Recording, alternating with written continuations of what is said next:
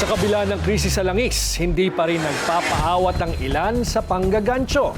Sa Caloocan, arestado ang 17 individual dahil sa illegal na pagre-refill ng LPG. Ang detalye sa Agenda Weekend Report ni Isaiah Mirafuentes ng Abante. Sa bisa ng search warrant, sinalakay ng NCRPO ang isang LPG refilling station sa Tulyahan Road, Caloocan City. Ito'y matapos madiskubre ng isang complainant ang tampering na ginagawa ng mga empleyado sa nasabing refilling station. Pagpasok ng mga pulis, agad bumungad ang bulto-bultong mga tangke ng LPG, pintura at mga materyales na ginagamit para markahan ang basyo ng LPG.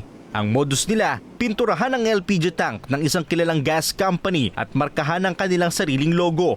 Matagal na po silang nag-illegal.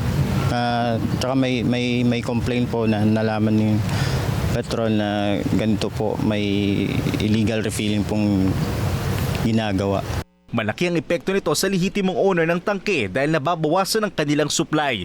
Hindi nahuli ng mga otoridad ang may-ari pero nasa 17 empleyado nila ang naabutan ng mga pulis. Maliban sa Petron, may ilang mga brand rin ang namataan sa loob ng refilling station na posibleng nakapila na for tampering. Giit ng NCRPO, delikado ito at posibleng magdulot ng sunog dahil hindi sumunod sa safety standards ng gobyerno.